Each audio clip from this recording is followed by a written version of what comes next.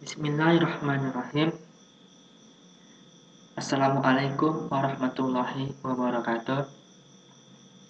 Pertama-tama, marilah kita ucapkan puja dan puji syukur kehadirat Allah Subhanahu wa taala, yang mana berkat rahmat dan karunia-Nya kita diberi kesehatan dan kesempatan sehingga kita dapat melihat video pembelajaran yang telah saya buat ini. Selawat berangkaikan salam tak lupa pula kita hadiahkan kepada junjungan alam, yakni Nabi besar Muhammad Sallallahu Alaihi Wasallam, dengan melafazkan Allahumma sholli ala Sayyidina Muhammad wa ala ali Sayyidina Muhammad. Semoga dengan memperbanyak salawat kita mendapat syafaatnya di yaumil mahsyar kelak. Amin amin ya rabbal alamin. Saya mengucapkan terima kasih kepada Bapak Rahmat Kurniawan yang telah memberikan kesempatan kepada saya dan sehingga memberikan tugas ini. Langsung, tidak memperpanjang mukadimah, langsung saja. Dalam video pembelajaran kali ini saya membahas mengenai karya ilmiah, karya tulis ilmiah, yang dimana saya akan membahas panduan dan tips membuat karya ilmiah. Langkah-langkah membuat karya ilmiah itu seperti apa. Nah, sebelum memasuki pembahasan, alangkah baiknya kita mengetahui apa itu karya ilmiah. Sebagian teman-teman mungkin sudah mengetahui karya ilmiah itu apa. Nah, saya hanya mengulang kembali kepada teman-teman yang belum mengetahuinya. Nah, menurut Kamus Besar Bahasa Indonesia itu, karya ilmiah itu adalah karya tulis yang dibuat dengan prinsip-prinsip ilmiah berdasarkan data dan fakta atau observasi, eksperimen, kajian pustaka. Nah, untuk contoh-contoh karya ilmiah itu dapat berbentuk skripsi, makalah jurnal, laporan teknikal, dan lain sebagainya. Nah, kita akan membahas mengenai panduan atau langkah membuat karya ilmiah. Ini merupakan bagan proses atau langkah-langkah apa saja yang kita lakukan untuk membuat karya ilmiah. Nah, dari bagan ini kita dapat deskripsikan, kita dapat jabarkan menjadi langkah pertama, yaitu define research problem. Definisikan permintaan pencarian. Maksudnya di sini, pada bagian ini kita mencari suatu masalah yang mana masalah ini yang nantinya kita jadikan topik untuk karya ilmiah kita sendiri. Nah, jadi intinya di sini kita mencari topik mengenai apa topik kita nanti untuk karya ilmiah. Jadi usahakan mencari suatu topik itu yang kita senangi, menarik untuk kita, atau yang kita senangi. Mengapa demikian? Tentu saja topik yang kita ambil ini disenangi juga oleh orang lain gitu. Nah, mengapa demikian? Karena kalau misalkan kita mengambil topik atau permasalahan itu tidak kita senangi, nantinya besar kemungkinan karya ilmiah tersebut akan sulit berhasil, akan sulit selesainya, seperti itu. Nah, untuk langkah kedua, review the literature atau kajian pustaka. Nah, pada bagian ini kita mencari apa saja yang telah dibuat orang untuk mengetahui sejauh mana hasil yang dibuat oleh peneliti-peneliti sebelumnya. Jadi pada bagian review the literature ini kita mencari sumber-sumber mengenai topik yang kita angkat ini. Jadi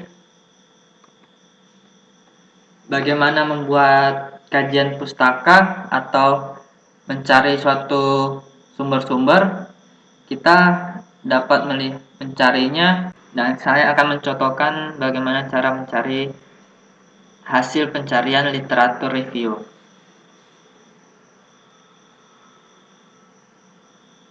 Ini merupakan blog saya.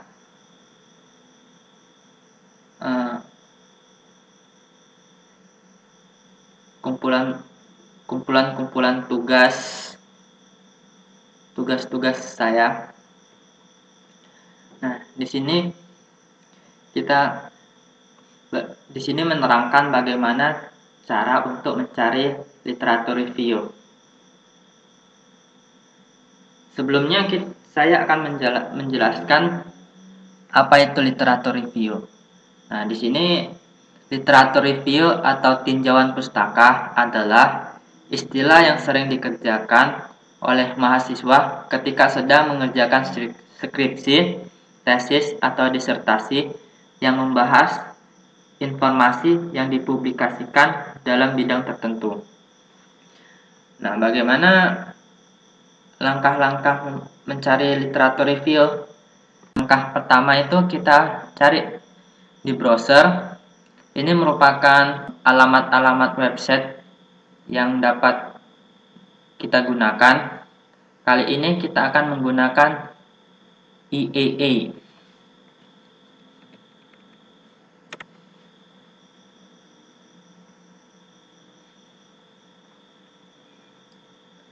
Di sini kan. Nah, langkah selanjutnya berarti kita isikan di kolomnya. Nah, misalkan kita ambil topiknya itu tadi, karena kita lagi COVID kan, jadi COVID-19.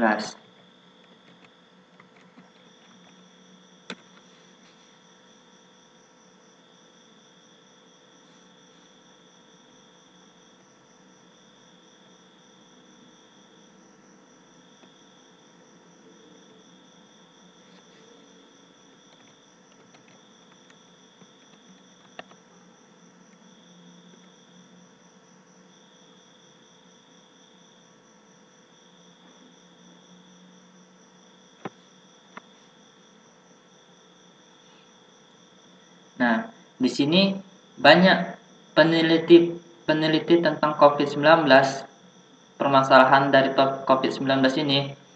Nah, di sini kita dapat melihat, kita dapat simpulkan apa-apa saja hasil yang telah didapat oleh peneliti-peneliti sebelumnya. Nah, setelah melakukan literatur review, pencarian dari sumber-sumber, langkah selanjutnya yaitu formulate hipotesis atau merumuskan hipotesis. Maksudnya di sini, setelah kita dapatkan hasil yang didapat oleh peneliti-peneliti sebelumnya, kita buat formulate hipotesisnya untuk mendapatkan rumusan masalahnya. Jadi setelah kita lihat di sini kan banyak ini topik-topiknya, kita formulatekan sehingga menjadi seperti ini.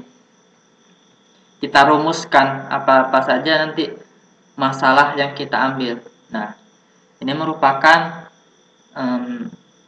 tabel atau literatur review tadi.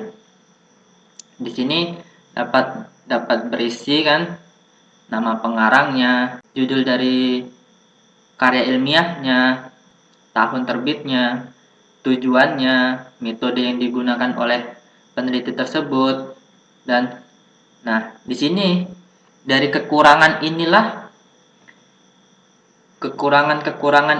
yang nantinya bisa jadi kita jadikan topik permasalahan kita, jadi bisa kita jadikan pembahasan kita, dapat kita simpulkan gitu kan. Misalkan ini salah satu contoh untuk membantu menangani kasus COVID-19, para peneliti menggunakan metode yang berbeda-beda untuk mengurangi dan mengatasi kondisi tersebut. Di antaranya, maksudnya ini dari setelah kita melakukan literatur review ini. Nah, contohnya yaitu Nui et al. Dan kawan-kawan tahun 2020 mengatakan untuk mendeskripsikan dan mempresentasikan penyebaran COVID-19 secara akurat, mereka melakukan pendekatan dari rumah sakit share. Ini Nui hasil yang didapat oleh peneliti New ini hasilnya untuk mendeskripsikan, mempresentasikan penyebaran COVID-19 secara akurat atau membuat prediksi akurat untuk gelombang ketika wabah di Hong Kong. Itu dari penelitian Nui. Nah, sedangkan menurut Al-Sidi and Chong tahun 2020 melakukan metode mengidentifikasi wilayah beresiko menggunakan fungsi jaringan seluler yang ada, serah terima dan pemilihan ulang sel untuk mencari daerah yang beresiko menyebarkan COVID-19. Jadi dengan melakukan literatur review dan kita rumuskan masalahnya, kita dapat membuat pembahasan kita sendiri dari topik-topik yang telah diambil oleh peneliti-peneliti sebelumnya, seperti itu. Nah, untuk langkah keempat yaitu design research atau research design. Maksudnya di sini setelah kita dapatkan hipotesisnya, rumusan masalahnya dari topik yang kita angkat, selanjutnya kita mendesain penelitian yang kita buat. Langkah selanjutnya yaitu collect data atau kumpulkan data.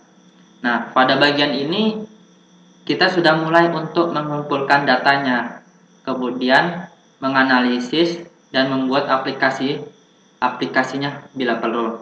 Setelah kita mendapatkan datanya, kita evaluasi dan kita testing. Langkah terakhir, interpret dan report atau menafsirkan dan melaporkan.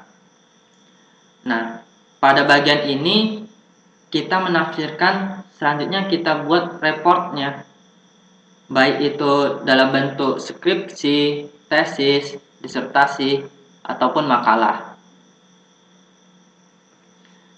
Nah, tips-tips untuk membuat karya ilmiah itu yang pertama, memilih topik yang menarik bagi kita dan untuk pembaca. Nah, pada tadi telah saya jelaskan, pilihlah topik yang menarik untuk kita dan menarik untuk pembaca. Itulah salah satu tipsnya, agar karya ilmiah kita dapat terselesaikan. Nah, langkah kedua yaitu banyak membaca. Dengan banyak membaca, kita dapat mencari dari berbagai sumber, sehingga informasi-informasi tersebut dapat kita gunakan untuk membuat karya ilmiah kita sendiri. Nah, banyak membaca ini salah satunya yaitu dengan melakukan literatur review tersebut, literatur review tadi. Nah, langkah tips ketiga yaitu ringkas dan kumpulkan data, yang mana setelah kita baca dari berbagai sumber, baik itu internet, koran atau lain sebagainya, dalam jurnal paper peneliti-peneliti yang lain, kita ringkas dan kumpulkan datanya dari yang kita baca tadi. Nah, langkah selanjutnya yaitu perhatikan cara penulisan. Nah, maksudnya dalam perhatikan cara penulisan itu ada dua hal. Yang pertama, penulisan dasar, dan yang kedua yaitu struktur, bagaimana struktur dari karya ilmiah itu sendiri. Nah, dapat kita contohkan yaitu pertama dalam perhatikan cara penulisan yaitu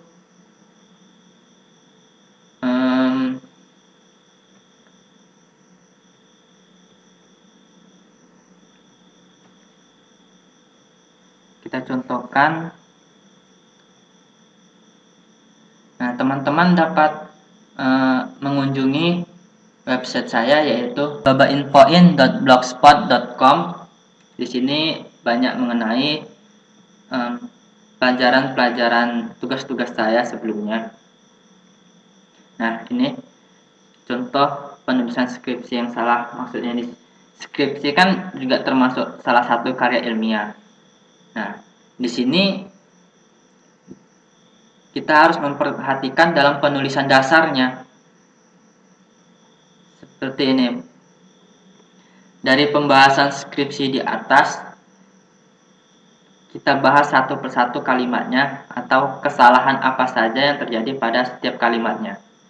Nah, misalkan seperti ini.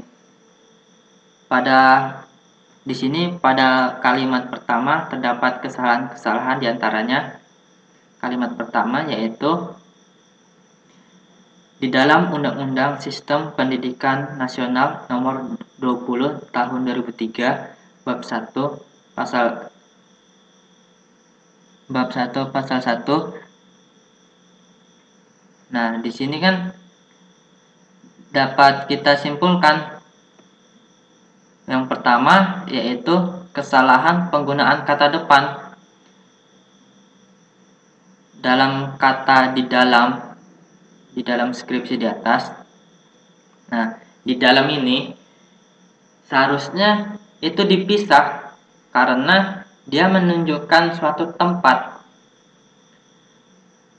di dalam undang-undang, berarti kan menunjukkan suatu tempat, berarti seharusnya dipisah.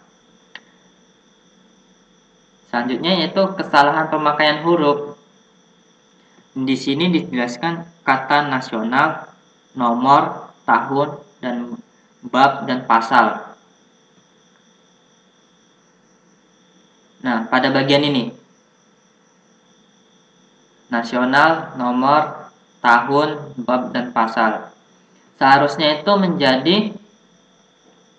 seharusnya menggunakan huruf kapital, sehingga seharusnya diawali menggunakan huruf kapital, sehingga menjadi nasionalnya itu pertamanya huruf kecil menjadi huruf besar, nomornya tidak disingkat, tahunnya huruf besar, babnya huruf besar, dan pasalnya huruf besar. Dan kesalahan dari skripsi di atas yaitu kesalahan tanda baca. Setelah kata pasal 1 seharusnya menggunakan tanda titik, dan setelah tanda titik diberi spasi. Nah, maksudnya itu pada bagian ini. Nah, pada bagian ini pasal 1 seharusnya ini titik, tidak koma. Baru diberi spasi, baru lanjut ke kalimat selanjutnya. Seperti itu. Jadi penulisan dasar itu sangat penting dalam karya ilmiah. Bagaimana penulisan yang benar, sehingga tidak karya ilmiah kita itu kalau tidak mengikuti pengaturan yang telah dibuat, peraturan-peraturan yang telah dibuat, itu akan sangat beresiko ya. Nah, selanjutnya tadi kan telah perhatikan cara penulisan tadi ada dua, penulisan dasar dan bentuk dari struktur karya ilmiah itu sendiri. Jadi untuk struktur karya ilmiah dan dapat dilihat juga di sini dalam website yang telah saya buat, babainfoin.blogspot.com. Nah, di sini saya buat struktur organisasi penulisan karya ilmiah, yang dimana struktur ini yang tadi proses-proses penelitian atau langkah-langkah melakukan penelitian, dari mulai mencari topik, melakukan literatur review, merumuskan masalah, mendesainnya, mengumpulkan data, melakukan analisis data, dan melakukan interpret atau dan report menjadi suatu bentuk makalah, tesis, dan lain sebagainya. Nah, struktur bagaimana bagaimana menulis makalah karya ilmiah itu yang bagus. Nah, di sini kita menggunakan membuat karya ilmiah yang bagus itu menggunakan format atau rumus IMRAT, yang dimana kepanjangan IMRAT ini yaitu introduction, method introduction, method atau eksperimen, teori, desain atau model, result, dan discussion, selanjutnya conclusion. Kalau ada juga yang kepanjangan IMRAT itu introduction, metodologi, result, dan discussion, dan conclusion. Itulah struktur atau format untuk membuat karya ilmiah yang bagus. Nah, selanjutnya bagaimana menentukan tesis? Nah, di sini ada bagan, dan di sini telah saya jabarkan dari bagan di atas, yaitu pertama, kenal recruitment, yaitu kebutuhan yang diperlukan untuk menulis tesis tersebut. Apa saja kebutuhan kita untuk menulis suatu tesis? Di sini tesis ini dapat berupa makalah, karena saya dalam pembelajaran makalah saja. Selanjutnya yang kedua ini select a subject. Setelah kita mengumpulkan kebutuhan apa saja yang kita perlukan, selanjutnya kita memilih subjek. Maksudnya subjek di sini ialah topik yang kita buat tadi. Memilih topik. Yang ketiga yaitu decide what you know. Apa yang kalian ketahui tentang topik itu, tentang topik yang kita angkat. Nah, ini berhubungan dengan literatur review tadi. Yang keempat yaitu decide why it matters. Menjabarkan mengapa topik yang kita bahas itu sangat penting. Jadi pada bagian decide why it matter ini juga sangat penting untuk membuat laporan proposal. Yang selanjutnya create question, membuat rumusan masalahnya. Setelah membuat rumusan masalahnya, barulah kita membuat tesisnya. Kita jadikan tesis atau skripsinya. Nah, selanjutnya anatomi dari makalah ilmiah itu seperti apa? Nah, untuk anatominya kita lihat itu seperti ini. Bagannya itu seperti ini. Nah, nomor 1 ini meluas, nomor 2 menyusut, nomor 3 menyusut lagi, nomor 4 menyusut lagi. Nah, seperti itulah anatominya. Nah, di sini nomor 1 ini apa? Mengapa dia sangat luas? Nah, pada bagian 1 itu terdapat introduction. Di dalam introduction itu membahas apa saja yang telah kita ketahui. Nah, apa saja yang telah kita ketahui? Pada bagian ini membahas apa yang telah kita ketahui tentang masalah topik yang kita ambil. Nah, pada bagian kedua ini sudah mulai mengkerucut, yaitu apa yang kita ketahui. Tadi kan apa yang telah kita ketahui tentang topik yang kita ambil. Baru yang kedua, apa yang tidak kita ketahui. Maksudnya di sini ya hasilnya itu dari literatur review. Setelah kita mengetahui apa yang kita ketahui, baru kita simpulkan apa yang tidak kita ketahui gitu. Nomor 3, mengkerucut lagi, semakin menyempit. Pada bagian 3 ini membahas bagaimana dan mengapa kita harus mengisi celah tersebut. Maksudnya di sini, maksud celah di sini ialah kita mengisi kekurangan dari masalah yang sudah ada atau yang telah dibuat oleh peneliti-peneliti sebelumnya. Jadi ini seperti metode gap, yaitu misalkan ada suatu penelitian. Dalam sebuah penelitian itu terdapat suatu kekurangan atau celah sedikit gitu kan. Nah, kita yang akan membuat karya ilmiah atau penelitian, bagaimana cara kita untuk mengisi celah itu. Jadi tugas kita yaitu hanya mengisi celah kekurangan yang sedikit itu. Itulah metode gap. Jadi mengisi suatu celah sehingga menjadi satu kesatuan.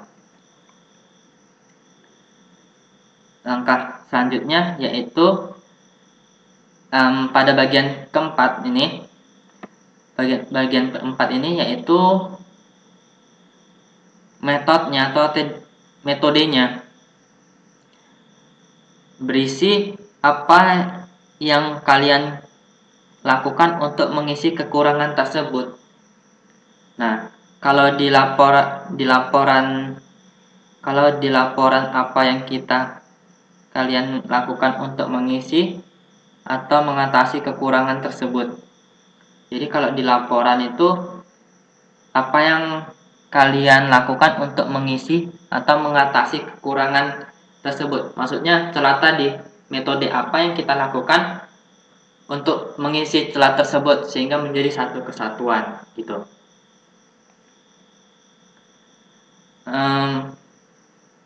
Jadi dapat kita lihat dari sini, metode ini merupakan bagian terkecil.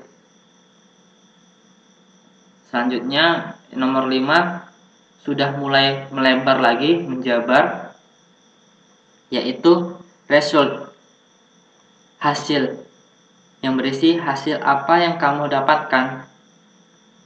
Dan kegunaan result ini adalah untuk mengetahui apakah pekerjaan atau result yang kita buat sudah selesai atau belum. Jadi result ini dapat dikatakan hasil ini begini, penelitian kita itu dikatakan selesai apabila result ini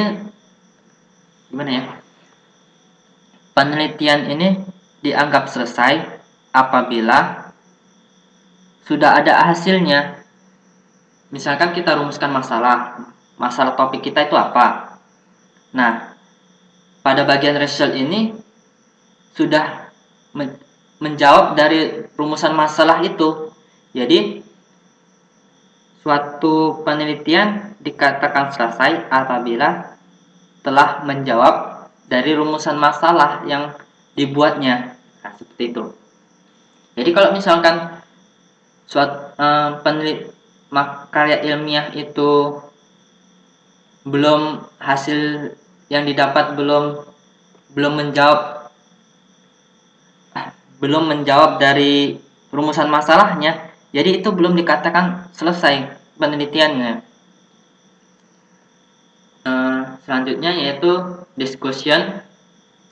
Discussion itu dia melebar, setelah hasil dia menjabar lagi, melebar lebih banyak. Pada bagian ini berisi bagaimana hasil yang dibuat mengisi celah. Bagaimana hasil yang dibuat mengisi celah. Maksudnya menceritakan bahwa hasil yang dibuat dapat mengisi atau menutupi kekurangan dari masalah yang ada. Menceritakan bahwa hasil yang dibuat dapat mengisi atau menutupi kekurangan dari masalah yang ada tadi gitu. Selanjutnya yaitu nomor 7, semakin menjabar, yaitu conclusion, kesimpulan. Jadi berisi kesimpulan dari topik yang dibahas. Nah, di sini kita jabarkan sedetail-detailnya. Dapat kita kaitkan dari introduction ini. Conclusion itu dapat kita kaitkan kepada introduction. Kesimpulan-kesimpulan apa yang telah kita buat gitu. Nah, ini merupakan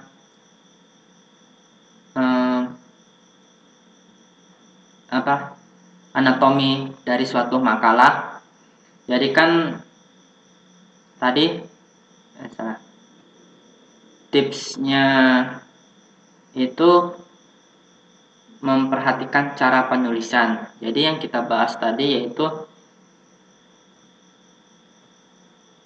bagaimana membuat makalah yang bagus, strukturnya menggunakan rumusan IMRAT, dan terdapat anatomi makalah ilmiah, menjabarkannya, berisi apa saja yang pada bagian-bagian tersebut.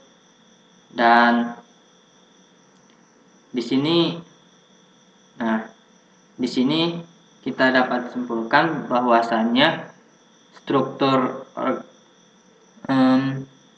organisasi dari tesis dan jurnal paper yaitu yang pertama introduction pada bab 1-nya, literatur review pada bab 2-nya, metodologi pada bab 3-nya, analisis dan result pada bab 4-nya, dan conclusion pada bab 5-nya. Ada juga yang ini tidak menyertakan literatur review, dia tidak menyertakan literatur review. Jadi habis introduction langsung metodologi, analisis, dan hasil result, selanjutnya conclusion. Apabila teman-teman kurang jelas, dapat mengunjungi YouTube dari Bapak Rahmat Kurniawan yang nantinya saya letakkan di link deskripsi di situ. Nah, maksud saya ini yang website yang saya buat ini merupakan ringkasan dari pembahasan YouTube Bapak ini gitu. Jadi apabila teman-teman kurang jelas, silakan kunjungi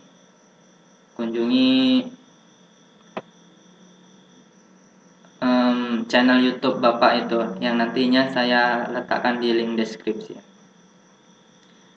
Selanjutnya Tips selanjutnya yaitu tips membuat karya ilmiah, yaitu yang kelima, melakukan evaluasi dan cek ulang. Jadi cukup pembahasan mengenai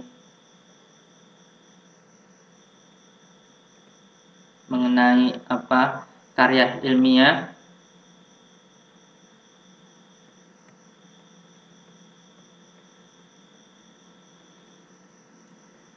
Saya menyatakan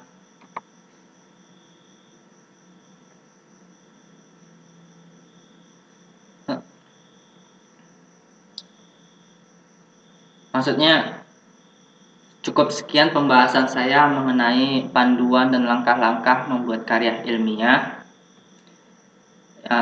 Saya hanya dapat disimpulkan bahwasanya untuk membuat langkah-langkah membuat karya ilmiah itu melakukan mencari topik, melakukan kajian pustaka, merumuskan hipotesisnya, melakukan riset desain, mengumpulkan data, analisis data, dan selanjutnya menafsirkan dan melaporkan. Dan untuk tipsnya, memilih topik yang menarik bagi kita, dan untuk pembaca kita harus banyak membaca dari berbagai sumber untuk yang nantinya berguna untuk kita membuat karya ilmiah. Yang ketiga, meringkas dan mengumpulkan data dari yang kita baca tadi. Tips keempat, perhatikan cara penulisan, baik itu penulisan data, penulisan dasar, yaitu seperti saya contohkan tadi, jangan sampai melakukan kesalahan dasar sekali. Dan yang kedua, karya ilmiah itu memiliki struktur. Jadi teman-teman mengikuti struktur karya ilmiah dan yang telah kita bahas tadi, yaitu struktur karya ilmiah, yaitu ini mengikuti struktur karya ilmiah ini dan melakukan metode IMRAT agar penulisan makalah kita bagus. Dan di sini saya buat anatomi makalahnya, apa saja yang berisi dari makalah atau makalah ilmiah tersebut. Anatominya yang kita jabarkan tadi. Baik, itu saja yang dapat saya sampaikan. Nah, saya mengucapkan terima kasih atas waktunya. Dan jangan lupa untuk mengunjungi link deskripsi di bawah, yaitu link Bapak Rahmat Kurniawan. Apabila teman-teman tidak jelas dalam pembahasan yang saya buat tadi, dapat mengunjungi link tersebut. Dan website tugas saya gitu. Kalau misalkan ingin mengunjungi website saya, silakan lihat di link deskripsi di bawah. Saya mengucapkan terima kasih atas waktunya. Jangan lupa untuk like, subscribe, dan share kepada yang lain agar membantu teman-teman yang lainnya, karena memberi informasi itu dapat bermanfaat untuk kitanya. Sekian, terima kasih. Assalamualaikum warahmatullahi wabarakatuh.